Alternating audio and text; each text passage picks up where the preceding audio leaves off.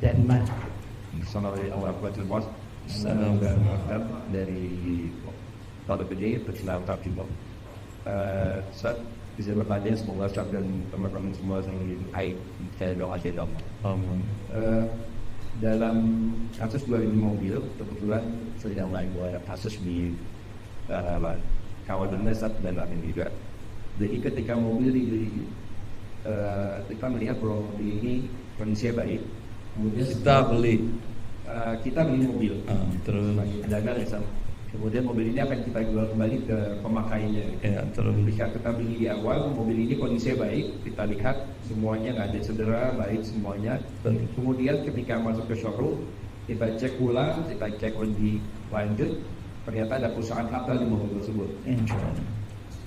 Kalau kita diamkan, kita khawatir pembeli akan kecewa dan mengetahui hal tersebut. Kemudian setelah calon pembeli. Kalau memang mobil itu tidak terlihat rusaknya, Ustaz, karena ada di dalam. Kalau kita jual kondisi apa adanya, apakah kita harus menginformasikan kepada calon pembeli bahwa ini pernah kelaka fatal, tapi diganti semuanya sehingga tampak baru gitu? Atau haruskah kita perbaiki dulu dengan baik, kemudian kita jual? Bolehkah tidak kita perbaiki karena memang sudah diperbaiki sebelumnya? Tapi tidak kita informasikan kepada calon pembeli, kurang lebih begitu. Kenapa tidak ada opsi ke penjual Anda? Ya, opsi ini kan Anda tertipu. Iya, kurang lebih gitu. Kenapa nggak ada opsi kepada penipu Anda minta kompensasi atau membatalkan karena dia diam? Atau seperti apa transaksi Anda dengan si penjual kepada Anda?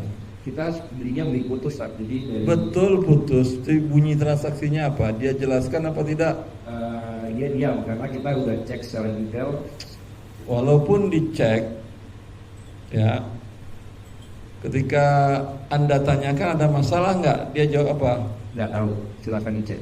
Nggak tahu, silakan dicek. Saya berlepas diri kalau ada kerusakan gitu. Ini tidak bisa, padahal dia tahu. Wallahu a'lam. That's busted. Perkiraan kita cek situasinya kepada order. Itu biasanya dia ada apa namanya, catatan perbaikannya nggak di bengkel resmi, biasanya bisa dicek kan ya? Catatan perbaikannya ada, tapi kayak kasus itu tidak ada. Ya, kasus itu nggak ada, Sir.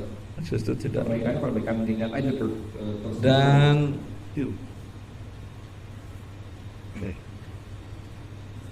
dia ada tangan pertama. Dia tangan pertama betul. Kalau dia tangan pertama nggak mungkin dia tidak tahu. Kalau dia tangan kedua atau ketiga, dia tangan kedua berarti. Dia tahu saya. Iya, tangan kedua. Dia beli dari orang tangan pertama sebelumnya. Ya, wallahu a'lam. Tinggal dipanggil dia dan disumpah. Kalau seandainya dia bilang saya tidak tahu, kemudian ketika tinggal dia disumpah, panggil dia, mohon maaf, ini barang kamu cacat. Kalau kamu menerima, ini kamu harus mengembalikan kompensasi yang kami bayar.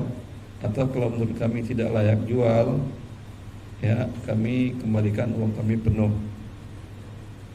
Itu solusinya. Itu kalau kami memang tidak tahu. Tapi kalau maaf, jadi kamu tahu atau tidak? Dia bilang tidak tahu.